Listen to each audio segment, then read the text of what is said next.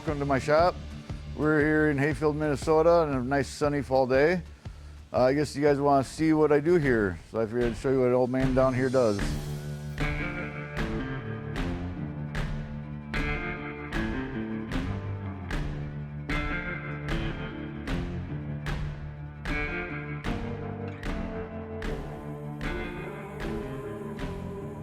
So one thing about my garage that, to me, I guess sentimental to me, is this gas tank up here.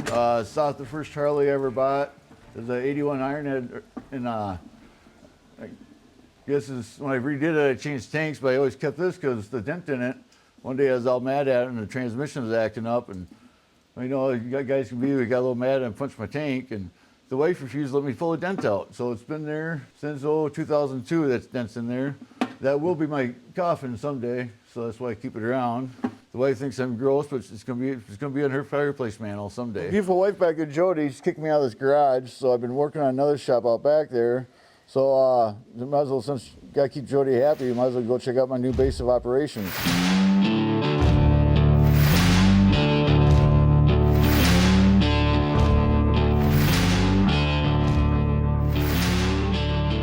This is my new garage back here we're in right now.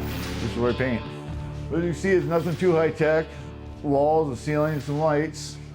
I got back here, the back of the wall about a foot and a half out. It's all opened up for the ventilation for the fan that's outside.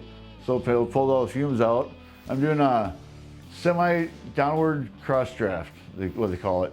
So the air comes in, the intake comes from the ceiling up top, but it goes out down here at the bottom. So it kind of brings the air down, pulls your paint down and away from you when you're painting.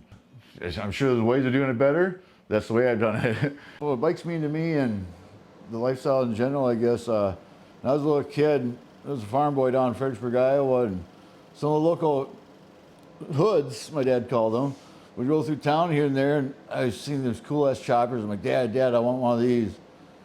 A couple of whoopings later, you know, and I was like, then I knew he doesn't like that. That's what I'm going to be. And, you know, and they always had the old cool choppers back in the 80s and 90s, you know, and you get older through the years, they never had them anymore. And to me, that's just what it's about, is the old bikes. They break down a lot, fuck it, fix it, you know, go down. And it doesn't have to be pretty. Pretty's nice, but it doesn't have to be, it can be ratty. You know, it's just, it's the sound of that motor. It's that certain RPM you get to, and you don't care if it's 100 mile an hour or 40, that certain sound, you gotta go with it. So this here's my Panhead, 58 Panhead, What Dreams is their name. You figure, you know, when you're a kid, you see a bike, you get all excited. Well, why have a dream over a girl when you have a bike like this and you get the girl? You know, now I'm older, I'm married, it didn't matter because I'm married, so I got my girl. anyways, I bought this bike in Milwaukee from a guy named Willow.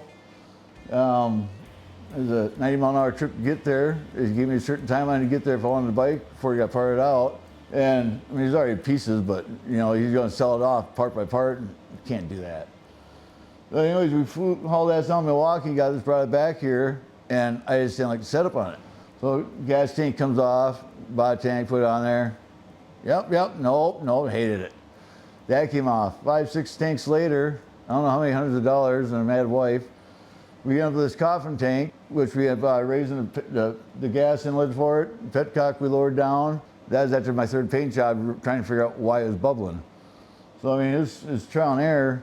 A lot of the stuff on this bike is custom made. The frame, obviously, is custom made. The gas tank is altered.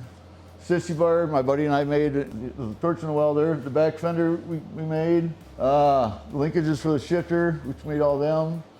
The handlebars and the exhaust on this were made by a neighbor a few miles down the road. I mean, not much original. The frame was stock at one time, you know, until I got a hardtail welded on, then the front half got cut off too. Number matching cases, training engine, S&S internals, 93 inch. The most comfortable bike I've ever rode, except for the hardtail on the rough road, you know, but on a normal road, it outrides any of my other bikes, and I got a few. She's nothing sounds like her.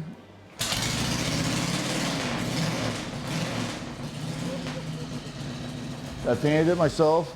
That was 7 paint jobs, 6 paint jobs total. Custom work with airbrush, like freehand, some lace work. It's supposed to be a tangerine candy, but the time I was done with it, it's more of a red. And it still makes me, I see it in the morning, I know I'm going to work, and I see this bike, and I smile, I get all giddy. Like, I kick that bitch to life, you know? And it's, every time I'm on there, I feel like I'm 20 years old again. It just, there's something about it. You know, you get in a bagger, well, you go sleep with them, they're boring. You get in something like this, and just, all right, let's go, let's get them, let's get them. Fast everything there is. If you see something going faster, you got to catch it anyways. So years ago, about the time I met my wife, my now wife, I had this guy about a custom bike from the built bikes, Danny Schweitzer.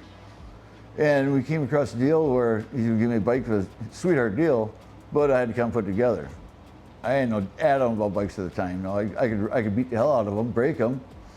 But so he made me come in there, and he'd help me he'd work on it, and he'd hold my hand all the way through there, and he was patient with me. He'd tell me not to turn bolt too tight, I'd snap it. And he'd still let me come back to his shop. So he's one of the big mentors for me, and seeing his creations and just his passion for the bikes.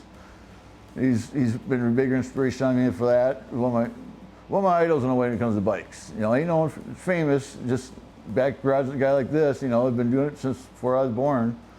After him, there's my buddy Earl Rand that I still go to for a lot of mechanical stuff that I can't figure out. He always can, and it's always some simple old school method. Ain't no fancy machines.